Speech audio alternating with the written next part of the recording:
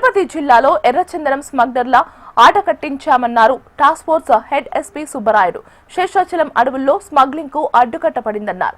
2025 ఏడాదిని action year గా మార్చి record స్థాయి సీజింగ్లు చేశారు పోలీసులు. 16 కోట్ల రూపాయల విలువైన 1872 ఎర్రచందనం దుంగలు స్వాధీనం చేసుకుని దుంగల అక్రమ రవాణాకు వినియోగిస్తున్న 63 వాహనాలను సీజ్ చేశారు. నేరస్తులపై పీడీ యాక్ట్ నమోదు చేసి జైలుకు పంపారు.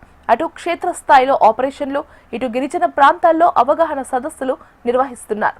శేషాచలం అడవుల్లో లభించే అరుదైన ఎర్రచందనం వృక్ష సంపదను కాపాడటమే లక్ష్యంగా ముందుకు సాగుతున్నామని ఎస్పీ సుబ్బరాయుడు స్పష్టం చేశారు. ఏపీతో పాటు తమిళనాడు, కర్ణాటక, గుజరాత్, న్యూఢిల్లీలో మెరుపు దాడులు చేసి 10 మంది బడా స్మగ్లర్లను అరెస్ట్ చేశామన్నారు టాస్క్ ఫోర్స్ హెడ్ సుబ్బరాయుడు. సంవత్సర కాలంలో రెడ్ శాండల్ టాస్క్ ఫోర్స్ నుండి దాదాపుగా రిమార్కబుల్ అచీవ్మెంట్స్ జరిగింది.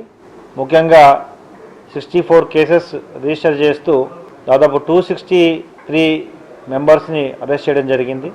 గత 8 సంవత్సరాలుగా తప్పించుకొని తిరుగుతున్న 52 మంది స్మగ్లర్స్ని అరెస్ట్ చేశారు.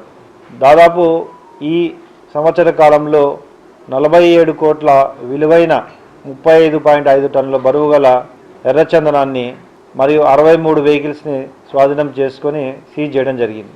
ఇందులో రిపీటెడ్గా హ్యాబిచువల్గా ఎవరైతే అఫెన్సెస్లో ఇన్వాల్వ్ అవుతున్నారో వారిపై పీడీ యాక్ట్ పెట్టడం కూడా జరిగింది.